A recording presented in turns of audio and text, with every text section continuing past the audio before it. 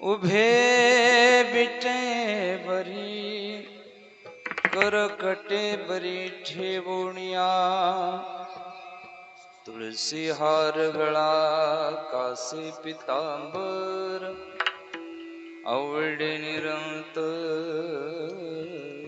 हेच ध्यान मकर कुंडले तळपती श्रवणी बेस द्या जास्त तळपती याला द्या कंठी कौस्तुभ मणी विराजित तुळसी हार गळा कासे पितांबर आवडे निरंतर हेच ध्यान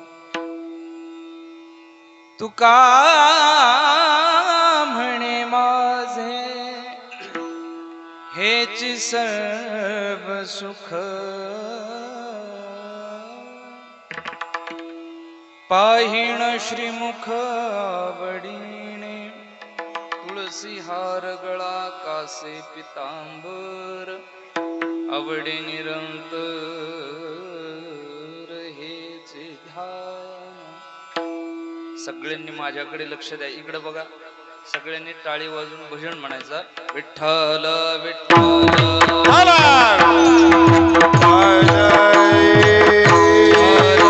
टाळ वाजवा रे टाळ सर्वांनी हा विठ्ठल विठ्ठल विठ्ठल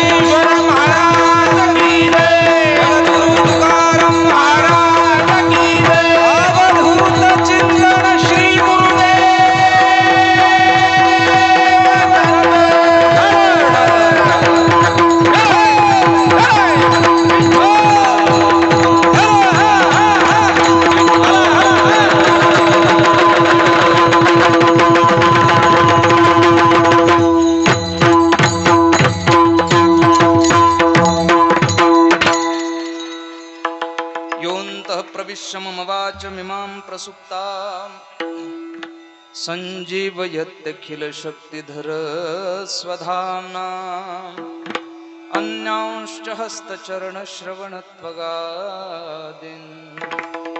प्राणान् नमो भगवते पुरुषाय तुभ्यं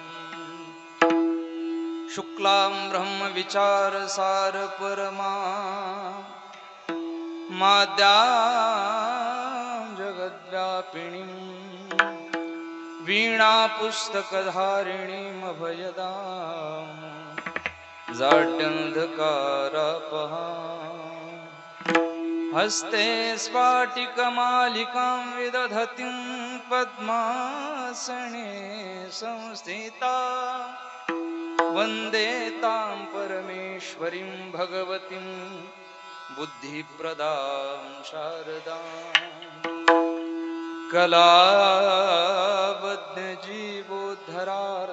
कलावद्यजीवोद्धरार्थावतारम् कलाङ्काङ्कतेजोधिकामोधिवक्त्रम् खलानिशवादापणो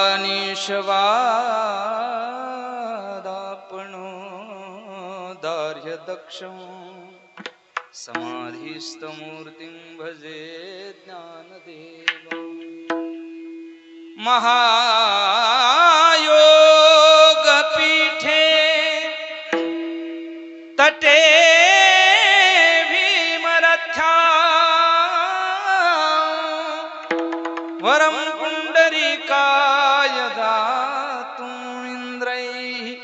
समागत्य तिष्ठतमानन्दकन्दम् परब्रह्मलिंगं भजे पांडुरंगं पांडुरंगा करू प्रथमनमन दुसरे चरण संतांचिया त्यांच्या कृपादाने कथेचा विस्तार बाबाजी सद्गुरु दास तुका ओम नमो ज्ञानेश्वरा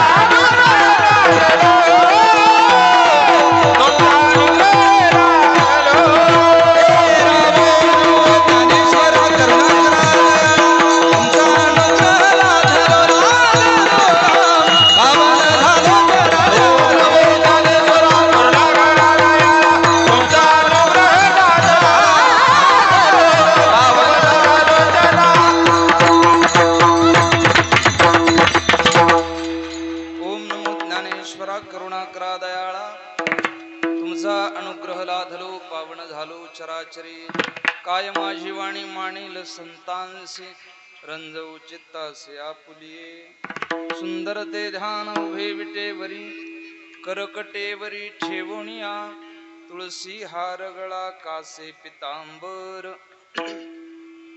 आवडे निरंतर हेची ध्यान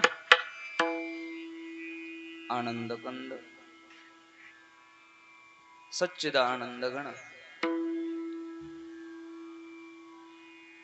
परात्पर पूर्ण परब्रह्म प्रकाश भगवान परमात्मा अर्थात अकारण करुणा वरुणालय अखिल विश्वधारक स्वयंपाकवाल्या महिला शांतता ठेवा. अत्रि अनुसया पुत्र श्री भगवान दत्तात्रयांच्या सेवेसाठी निवडलेला अभंग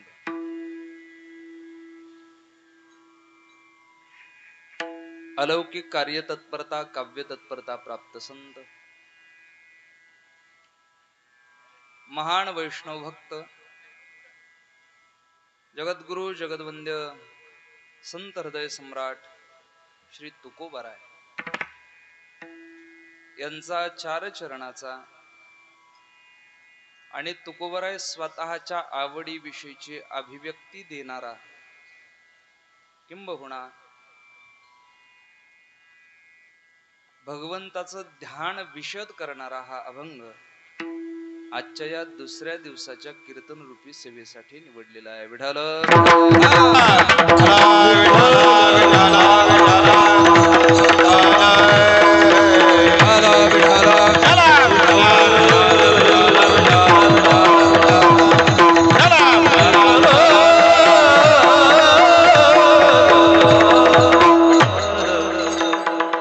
परमपवित्र असणाऱ्या या श्री अवधूत पीठ क्षेत्रामध्ये सालाबाद प्रमाणे चालू असणारा हा अखंड हरिणाम सप्ताह सोहळा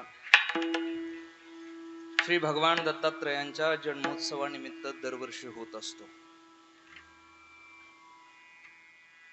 परमश्रद्धेय गुरुवर्य महंत रामकृष्णजी महाराज शास्त्री यांच्या आशीर्वादानं, त्याचबरोबर अधिष्ठित असणारी देवता श्री मच्छिंद्रनाथजी महाराज, नरसिंह सरस्वतीजी महाराज आणि भगवान दत्तात्रय या सगळ्यांच्याच कृपा आशीर्वादानं, त्यांच्या करुणेनं दरवर्षी या ठिकाणी हा अखंड हरिनाम सप्ताह सोहळा आयोजित होत असतो. ज्यांच्या माध्यमातून या सप्ताह सोहळ्याचं आयोजन होतं, परम मित्र असणारे परमश्रद्धेय श्री रोहितजी महाराज, बरोबर आहे, रोहितजी महाराज, त्यांच्या माध्यमातून या सप्ताह सोहळ्याचं आयोजन होतं आणि त्यांच्याच माध्यमातून माझ्या वाट्याला भगवान दत्तात्रयांची ही सेवा, दुसऱ्या दिवसाची कीर्तन रूपी सेवा माझ्याकडे आलेली आहे. तुम्हा सर्व श्रोत्यांच्या चरणी नतमस्तक होतो. महाराष्ट्रातील नामवंत कलाकार मंडळी या ठिकाणी उपस्थित आहेत. या गायक वादकांसाठी एकदा टाळी वाजवा सर्वांनी. अत्यंत गोड गळ्याची सगळी कलाकार मंडळी आहेत. सगळ्यांच्या चरणी नतमस्तक होतो आणि निवडलेल्या अभंगाच्या चिंतनाकडे वळतो. विठाल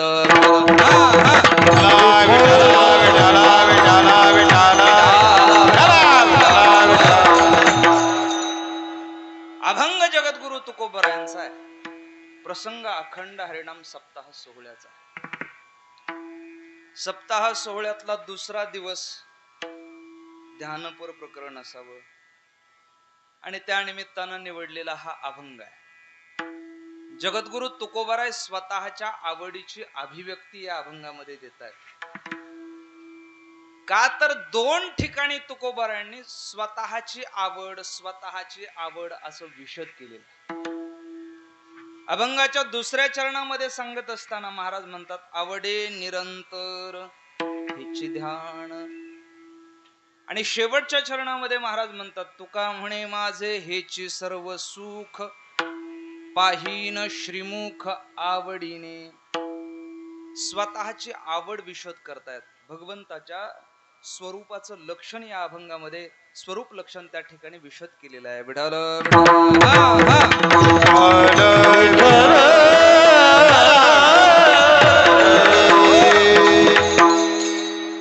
वेदांतामध्ये आपण पाहत असतो तटस्थ लक्षण, स्वरूप लक्षण पैकी स्वरूप लक्षण या अभंगामध्ये जगद्गुरु तुकोबराय विशद करतात.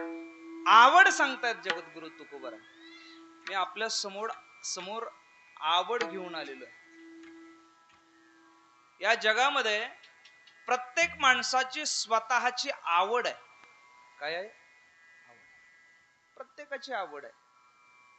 या जगामध्ये असा एकही माणूस सापडणार नाही की ज्याला आवड नाही.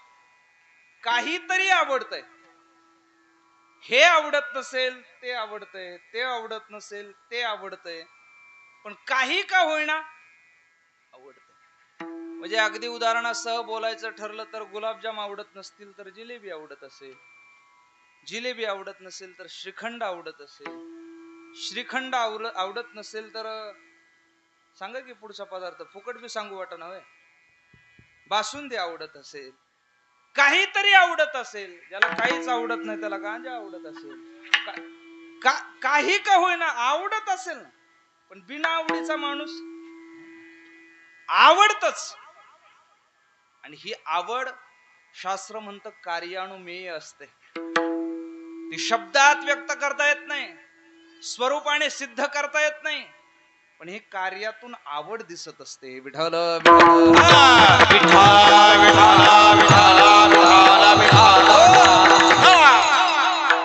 एखाद्या माणसाला डॉक्टरांनी शुगर सांगितलेली आहे, तरीही तो माणूस पंक्तीला बसल्यानंतर जर 50 गुलाबजाम खात असेल, किती कमी नाही करायचे, जास्त सांगायचे उलचे, त्याला काय आवडतात?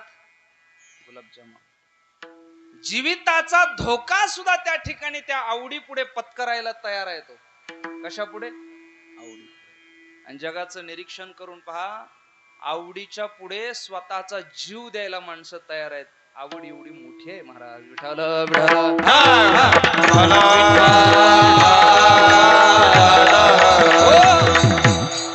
रे. एखाद्याला जर एखादी गोष्ट आवडली तर सर्वस्व पणाला लावून ती गोष्ट मिळवण्याचा प्रयत्न या जगामध्ये माणसं करणारी आहेत. आणि म्हणून आवड दिसते ही कार्यातून दिसत असते, प्रत्येकाच्या ठिकाणी आहेत. मौली ज्ञानोबरायांनी आवडीचे 3 लक्षण मांडलेली आहेत. तेवढी जरा ऐका आणि पुढे चालतो. ज्ञानोबराय म्हणतात, आवडी जे थपडे तयाची अवसरे पुढे पुढे. जिथं आवड असते ना तिथं उपभोगिता किंबहुना उपयोगिता सारखी वाढत असते. आवड असल्यानंतर बरं का मुलांनो, प्रत्येकाला काही ना काही आवडतं आणि जे आवडतं ते पुन्हा पुन्हा खावं वाटतं की नाही, पुन्हा पुन्हा करावे वाटतं की नाही. समजा तुम्ही पोटभर जेवलेला आहात, पोटभर जेवल्यानंतर तुमच्या मामाने म्हणा काकाने म्हणा तुमचा आवडता पदार्थ स्वीट होम मधून आणलेला आहे. काय आवडतं तुम्हाला? बोला बोला, म्हणजे पदार्थ सांगायला काय आवडतं? काहीच नाही आवडत. गुलाबजाम आवडतं असं समजून घ्या. आणले गुलाबजाम तुमच्या समोर आणून ठेवले. अरे तुला आवडतात म्हणून घेऊन आलेलो आहे. नको का काही, इतका जेवलेलो आहे, एका गुलाबजामची सुद्धा भूक नाही. अरे पण बघ ना, मी तुझ्यासाठी स्पेशल घेऊन आलेलो आहे. काका एवढा आग्रह करतोय जेवलेला असताना सुद्धा, आपल्याही आवडीचा पदार्थ आहे म्हणून नावाला एखादा खाऊन पाहू असं ठरलं. त्याने पॅकेट उघडलं, एक गुलाबजाम घेतला आणि खाल्ला. नावाला एक खाऊ म्हणून पॅकेट उघडलं होतं, नावाला एकही शिल्लक ठेवला नाही. पोट भरलेलं असताना सुद्धा पुन्हा पुन्हा खाऊ वाटलं. याला कारण काय आहे? त्याची आवड आहे. ज्ञानोबराय म्हणतात, आवडी जे थपडे तयाची अवसरे पुढे पुढे. आणखी 2 लक्षणं मौलींनी सांगितलेले आहेत. मौली म्हणतात, जिथं आवडी आहे ना तिथं लाज उरत नाही. आणि दुसरं लक्षण माऊलींनी सांगितलेलं आहे, जिथं आवड आहे तिथं जीवित्वाचा सुद्धा विचार होत नाही. विठाल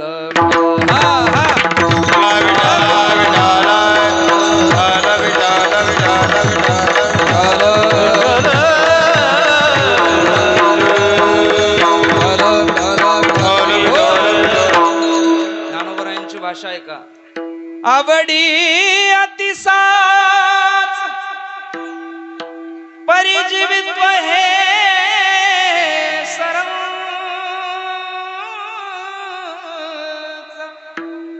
आगी देखून रोमांच उठती ससी. जिथं आवडी आहे तिथं जीवित्वाचा विचार होत नाही. एखादी सती चाललेली महिला स्वतःचा पती आवडतोय म्हणून स्वतःच्या जीवाची सुद्धा पर्वा करत नाही. काय मौली ज्ञानोबांनी गूढ दृष्टांत दिला.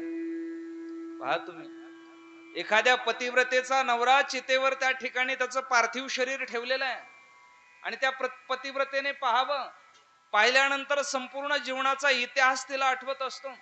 लग्न झाल्यापासून खांद्याला खांदा लावून ज्याने आपल्या सोबत संसार केलेला आहे, अर्ध्यावरती तो सोडून आपल्याला चाललेला आहे. पुन्हा पुन्हा त्या सगळ्या गोष्टी आठवून आठवून ती पतिव्रता रडत असते. अंतकरण विदारक स्थितीला पोहोचलेलं असतं, डोळ्यामध्ये पाणी असतं. आणि या सगळ्या प्रकरणामध्ये पूर्वीचा काळ, सती जाण्याची प्रथा, तिला वाटतं एकटीने जगण्यापेक्षा त्याच्या सोबत जाऊन सरणामध्ये उडी मारावी आणि त्याच्या सोबत निघून जावं. तडफडून उठते ना आगीकडे पळते. मला सांगा, तिला तिचा जीव प्रिय नाही का? बोला ना, प्रिय आहे की नाही? तरी पण ती जीवित्वाचा विचार करत नाही. का करत नाही? तर तिच्या आवडीची गोष्ट त्या सरणावर, रचलेल्या सरणावर ठेवलेली आहे. म्हणजे जिथं आवड आहे तिथं जीवित्वाचा विचार होत नाही. ही आवडीची 3 लक्षण आहेत. आणि हे 3ही लक्षण संतांना ज्या गोष्टी आवडतात त्या ठिकाणी बसतात. पहा तुम्ही महाराज, संतांना परमात्मा आवडतो, भगवान दत्तात्रय आवडतात, पांडुरंग परमात्मा आवडतो. हे 3ही 4ही लक्षण आपण तपासून पहा. संतांना त्या ठिकाणी लाज नाही. ते म्हणतात, लाज भय शंका दुराविला मान नकळे साधन या परते, या परते. नकळे साधन या परत. महाराज म्हणतात लाज भय शंका आवडतोय तो म्हणून लाज शिल्लक राहत नाही, भय शिल्लक राहत नाही, शंका शिल्लक राहत नाही. दुसरं मी त्या ठिकाणी लक्षण सांगितलं होतं, आवडी जे थपडे तयाची अवसरे पुढे पुढे. एकदा भगवान परमात्म्याची प्राप्ती झाली तरी संतांना पुन्हा पुन्हा भगवान परमात्म्याचं प्रेम सुख भोगावं वाटतं, उपयोगिता वाढते संतांची. मी आवडी सांगतोय बर का, एखादी गोष्ट समोर घेतली ना तिची उत्पत्ती स्थिती आणि लय त्रिकूट सांगून टाकायचं असतं, म्हणून मी आवड प्रतिपादित करतोय. किती आवडतो देव संतांना आणि किती वेळा ते भेटत असतात. आम्हा नारायण तैसा परी, आम्हा नारायण तैसा परी, आम्हा नारायण तैसा परी, आम्हा नारायण तैसा परी.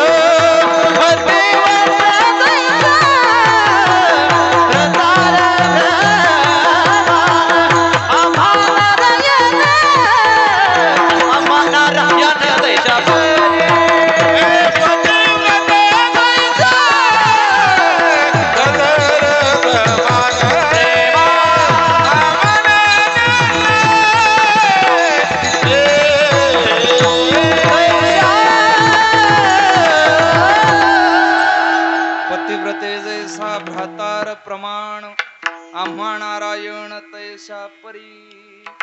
जीवापेक्षाही जास्त आवडतो महाराज देव. ज्ञानोबा एके ठिकाणी फार गोड म्हणतायत, ऐका ना. घणुबाचे गुण गुणा वारवाहे सुना, घणुबाचे गुण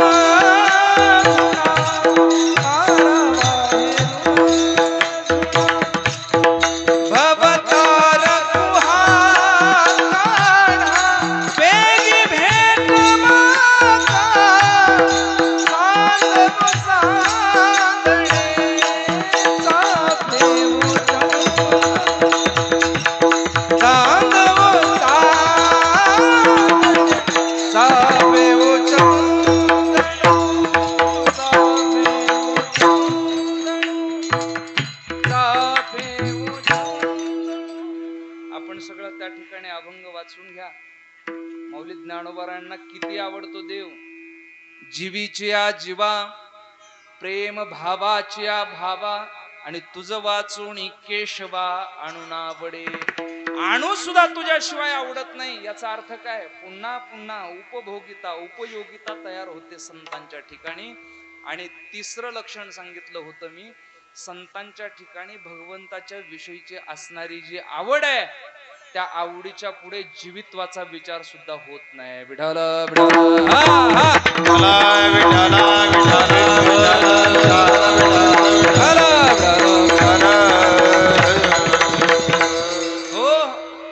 आपणा सर्वांना ज्ञात असेल, ऐकलं असेल किंवा नसेलही ऐकलं, एकदा परत ऐकून घ्या. वृंदावनामध्ये कालेखा नावाचे संत होते.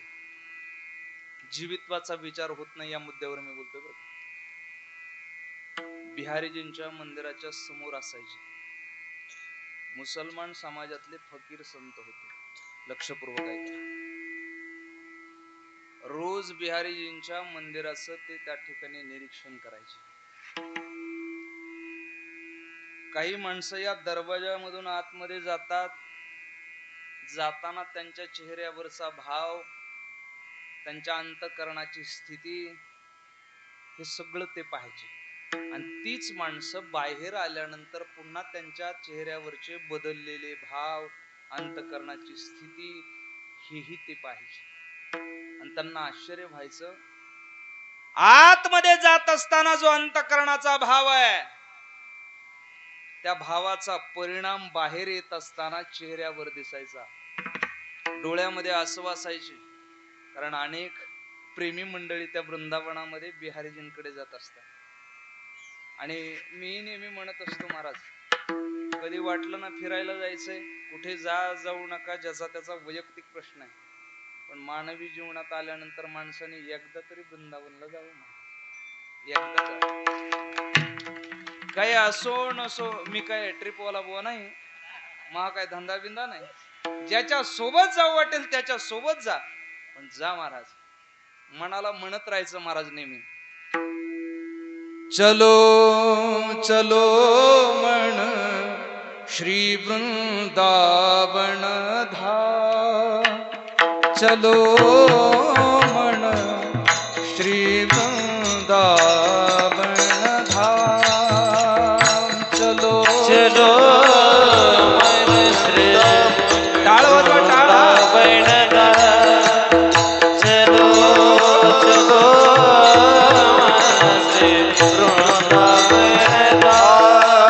चलो मन श्री वृंदावन धाम. चलो मन श्री वृंदावन धाम, चलो मन श्री वृंदावन धाम. चलो टाळ वाजवा. चलो श्री ओ श्री वृंदावन धाम, श्री वृंदावन धाम, श्री वृंदावन धाम, चलो मन श्री वृंदावन धाम. चलो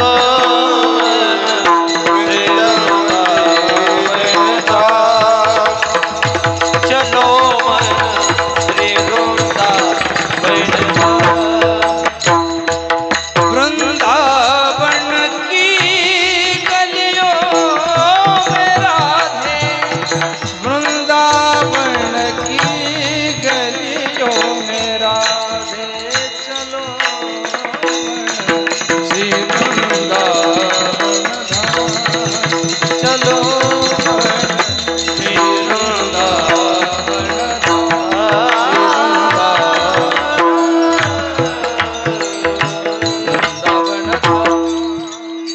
माणसाने मनाला म्हणावं कधीतरी वृंदावनाकडे चला, कारण या जीवनामध्ये आजही जागृत भूमी ज्याला म्हणतात ना, ती भूमी म्हणजे वृंदावन आहे.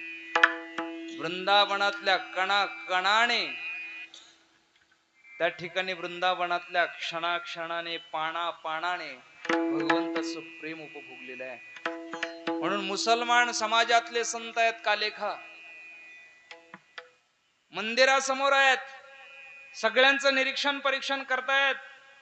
त्यांना वाटलं नेमकं मंदिरातून बाहेर येताना माणसांच्या अंतःकरणातले भाव बदलतात, आपणही पाहावं मंदिरात नेमकं आहे तरी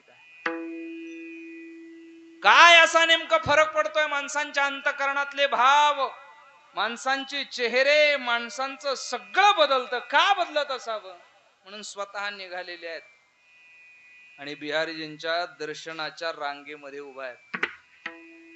ऐका ना, महाद्वारावर उभा असणारे जे द्वारपाल आहेत, म्हणजे त्या ठिकाणी असणारी जी व्यवस्था आहे, त्या व्यवस्थेने पाहिलं कुणीतरी वेगळ्या समाजातला अवलिया फकीर बिहारीजींच्या दर्शनाला आलेला आहे.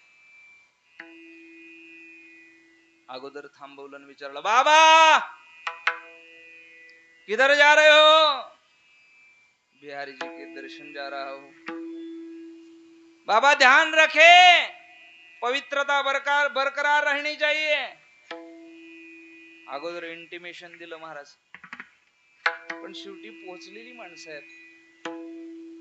बिहारीजींच्या दरवाजामधून आतल्या सभागृहामध्ये आपण कधी दर्शनाला गेला असाल तर मोठं त्या ठिकाणी दर्शनासाठी असणारं ग्रह आहे. त्या ग्रहामध्ये उतरले आणि समोर पडदा पडलेला होता महाराज.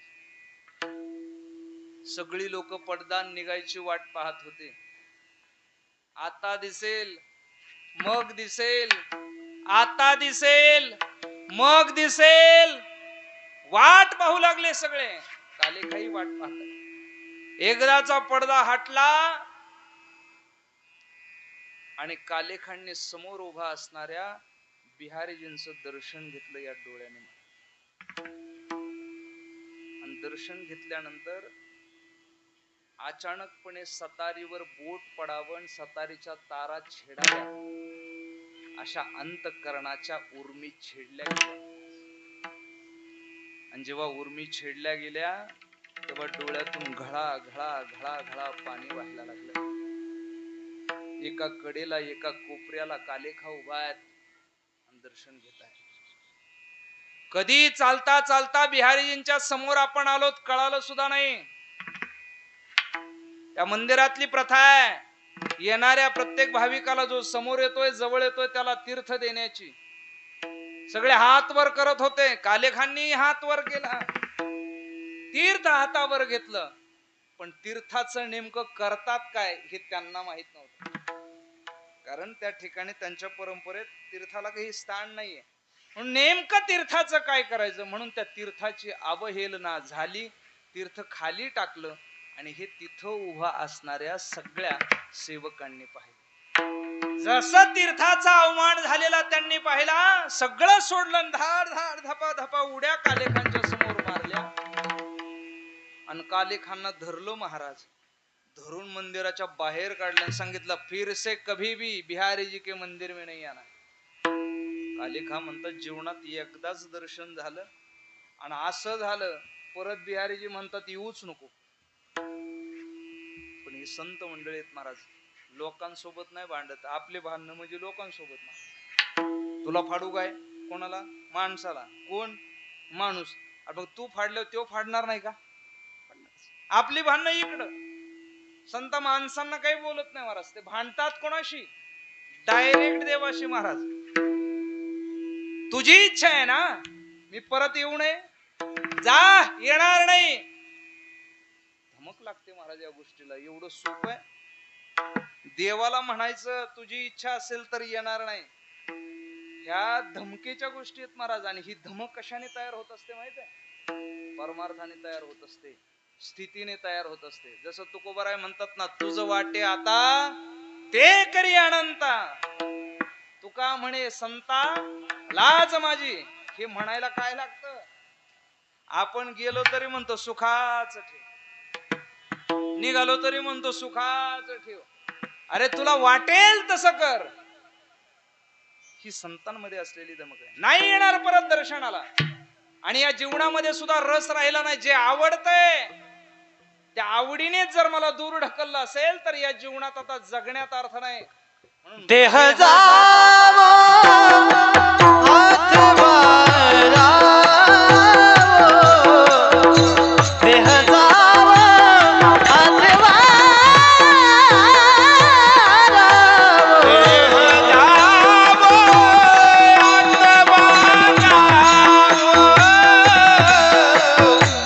देह जावो अथवा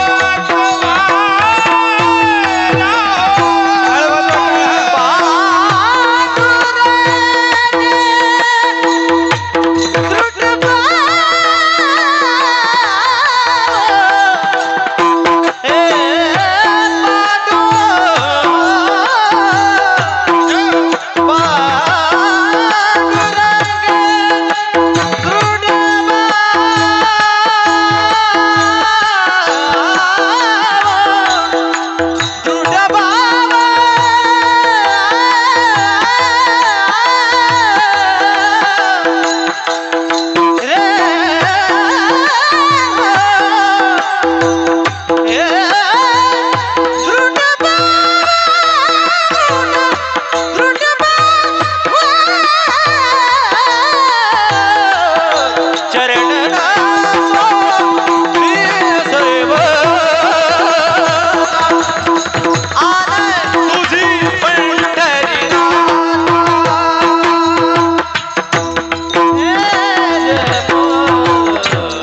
देह जावो अथवा पांडुरंगी दृढ भावो, शरण नसोडी सर्वथा. जगण्यात रस नाही म्हणून कड्यावर गेलेले आहेत. ऐका ना, आता जीव द्यायचा आहे. जे आवडतंय ते जर आपल्याला नाकारत असेल तर जगण्यात अर्थ नाही. म्हणून जीव द्यायला निघालेले आहेत. तिथंच बसलेले आहेत, विचार करतायत करावं तर काय करावं, जगावं की मरावं, उद्विग्न झालेले आहेत. 2 दिवसानंतर पाठीमागून आवाज आला, कालेखा. आवाज ऐकल्याबरोबर कालेखांनी पाठीमागे वळून पाहावं. तर ज्याला मंदिरामध्ये ज्याचं दर्शन आपण घेतलेलं आहे तोच भगवान परमात्मा पाठीमागे उभा आहे. आणि भगवान परमात्म्याला पाहिल्यानंतर चिडले महाराज कालेखा. अरे 2 दिवस उपवाशी आहे आणि तूच म्हणत होतास ना परत दर्शनाला यायचं नाही. कालेखा मी कुठं म्हटलं? अबे तुझेच सेवक म्हणत होते ना. ते सेवक म्हणत होते, तूच त्यांना बुद्धी देत होता ना. तुला वाटतं ना मी तुझ्या दर्शनाला यायचं नाही, येणार नाही, तुझ्याकडे पाहणार सुद्धा नाही. भांडायला लागले महाराज कालेखा. जगाचा चालक मालक भगवान परमात्मा कालेखांच्या समोर 2 गुडघे टेकून डोळ्यात पाणी आणून काय म्हणतो ऐका ना. कालेखा, तुमच्या सारख्या संतांनी जर मला लांब ढकललं तर या जगात मला तरी कोण आहे? तुम्ही सोडून कोण आहात? मला कुणी नाही या जगामध्ये. तुम्ही लांब ढकलू नका. नाही आता जगण्यात रस नाही, आता मरतोच. कालेखांची समजूत काढली महाराज भगवान परमात्म्याने. जीवित्वाचा विचार आवडीच्या ठिकाणी होत नाही. विठ्ठल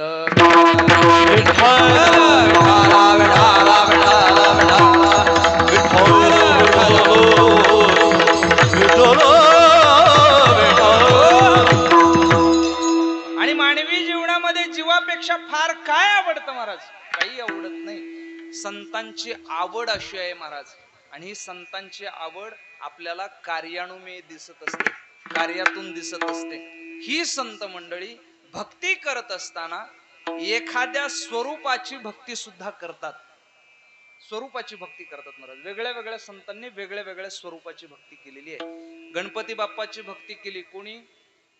मोरया गोसावींनी. भगवान विठ्ठलाचे भक्त सगळ्यांना माहित आहे. नादबाबांच्या परंपरेने सेवा केली, भक्ती केली कोणाची? भगवान दत्तात्रयांची. अशी वेगळ्या वेगळ्या देवतांची वेगळ्या वेगळ्या स्वरूपांची भक्ती त्या ठिकाणी परंपरागत संतांनी केलेली आहे. वेगळे वेगळे स्वरूप संतांना आवडतात. त्यापैकी जगद्गुरु तुकोबारायांना जे स्वरूप आवडत आहे त्या स्वरूपाचं पहिलं लक्षण अभंगाच्या पहिल्या चरणात तुकोबा सुंदर ध्यान सुंदर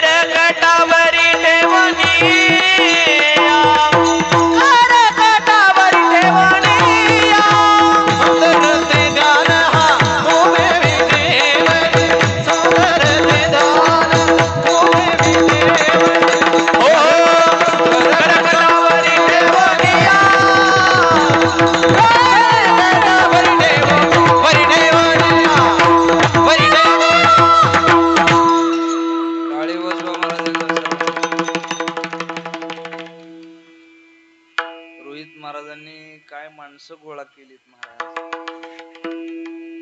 एक एक बादशाह माणूस आहे. काही आवाजातले बादशाह, काही वादनातले.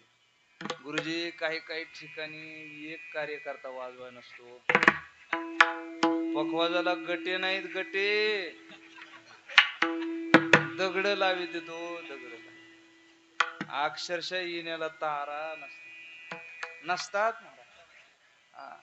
असे सप्ते होतात महाराज. काल्याचं जर कीर्तन असलं आणि जर रवा केला ना, रवा शिरा, नाही नाही नाही, ते उलथाण्याने तुटत नाही, खोरच हाणावं लागेल. काय मजा आहे महाराज. महाराजांचं प्रेम आहे. 5 वादक बसलेले आहेत आणि महाराष्ट्रातले टॉप क्वालिटीचे वादक आहेत. महाराजांचं कलाकारांवर असणार हे प्रेम आहे आणि कलाकारांचं महाराजांवर असणार 5-7 गायक आहेत. बरीच मंडळी तरी खाली बसलेली, जुनी जाणती मंडळी बसलेली आहेत, उभा आहेत. आणखी काहींवर त्या ठिकाणी काय यायचंय? जमलं. विठाल विठाल हरी विठ्ठल विठ्ठल विठ्ठल. आपल्या गावचं रत्न आहे महाराज. तसं ते रत्न शिकलंय पखवाज.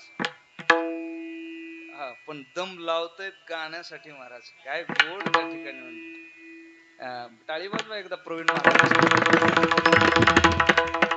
सुंदर ते ध्यान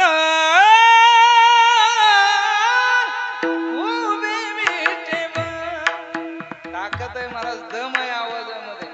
म्हणून गोड त्या ठिकाणी महाराजांनी या ठिकाणी प्रमाण दिलेलं. जगद्गुरु तुकोबराय स्वतःच्या आवडीच्या स्वरूपाचं लक्षण अभंगाच्या पहिल्या चरणात सांगतात. ज्याचं ध्यान सुंदर आहे, सुंदर ते ध्यान जो उभा विटेवर आहे, उभे विटेवरी.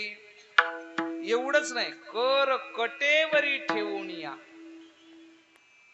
असा कोण आहे जो विटेवर उभा आहे, कटेवर कर आहे, सुंदर ध्यान आहे? असा एकच परमात्मा आहे, पांडुरंग परमात्मा. त्याचं स्वरूप सांगतायत. आणि तुकोबाराय म्हणतात, सुंदर ते ध्यान उभे विटेवरी करकटेवरी ठेवोनिया. जो असा आहे तो निरंतर आम्हाला आवडतो आणि इतका आवडतो की जीवापाड आवडतो. एकदा त्याच पांडुरंग परमात्म्याचं मोठ्या प्रेमाने भजन करू. हात वर करा सर्वांनी, हात वर. विठोबा रखुमाई, हरी विठोबा रखुमाई, हरी विठोबा रखुमाई, जय जय विठोबा रखुमाई, विठोबा रखुमाई, विठोबा रखुमाई, विठोबा रखुमाई, विठोबा रखुमाई, विठोबा. टाळी वाजवा. विठोबा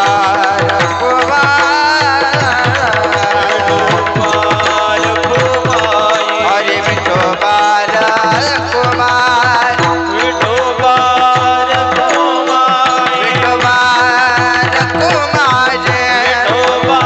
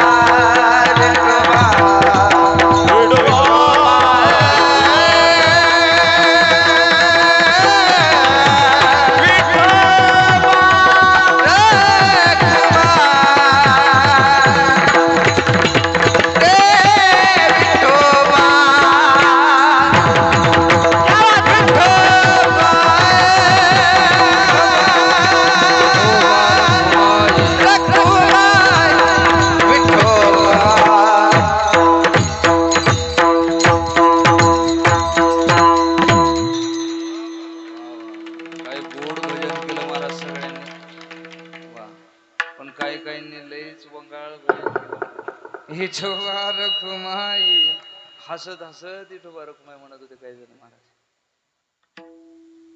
का म्हणून म्हणत होते तसे माहित आहे? काहींना जेवायच्या आधी झोप आली. कशाच्या आधी? जेवायच्या आधी.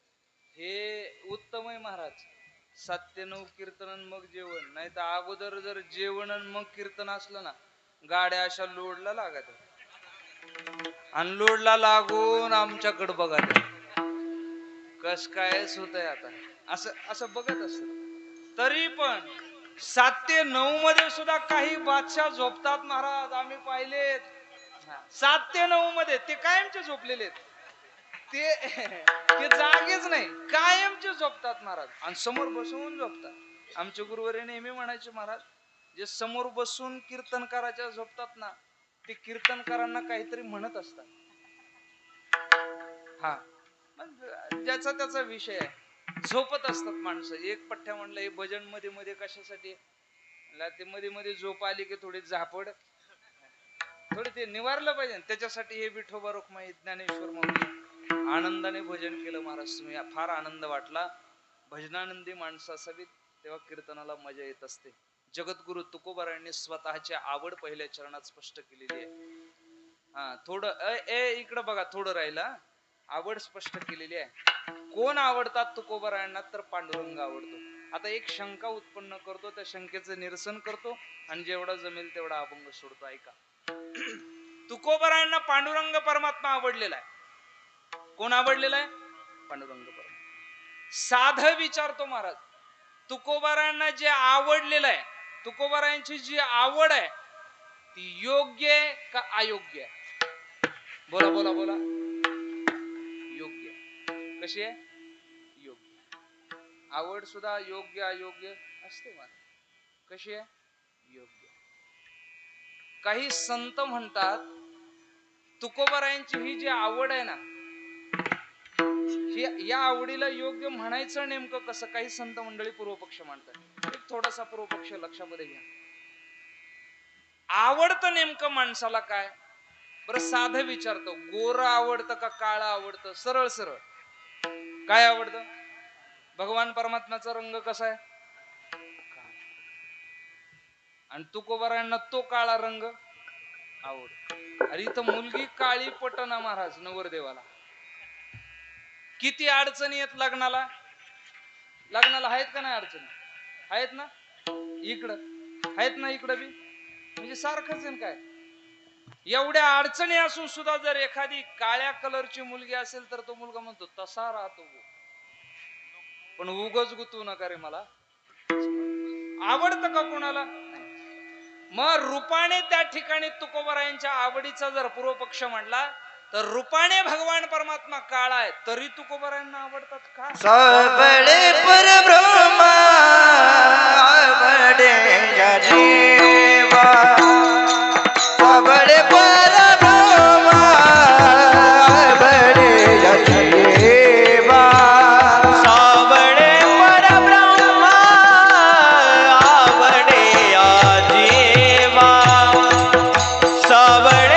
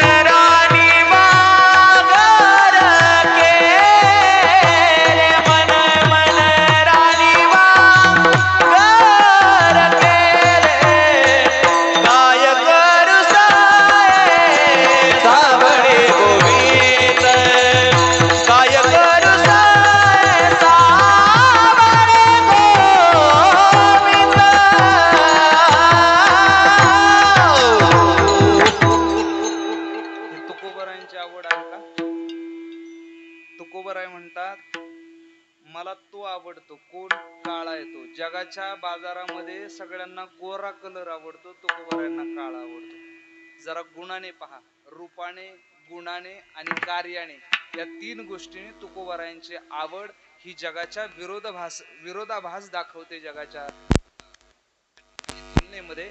आणि तोच पूर्वपक्ष मला मांडायचा आहे. रूपानेही भगवान परमात्मा काळा आहे तरी तुकोबारायांना आवडत. गुणाने भगवान परमात्मा गुणाने तरी चांगला असा म्हणा. एखाद्याचा गुण चांगला असला तर आवडणार आहे, रूप चांगला असलं तर आवडणार आहे.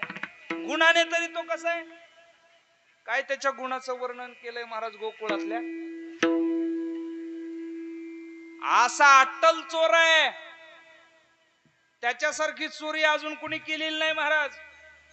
कुणी पैसे चोरले, सोनं चोरलं, कुणी नाणं चोरलं, कुणी संपत्ती चोरली, आणि पठ्ठ्याने चित्तच चोरलं.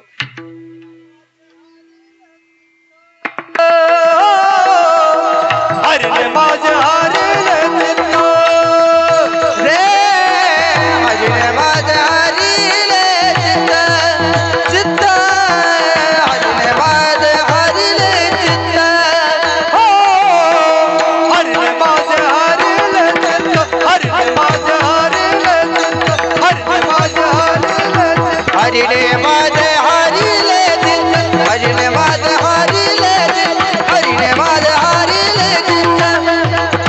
बालविंद वितारले, बालविंद वितारले, बालविंद वितारले, बालविंद वितारले. आता कैसे जावो घरा, हो आता कैसे जावो घरा रे, आता कैसे जावो घरा, घरा आता कैसे जावो घरा रे.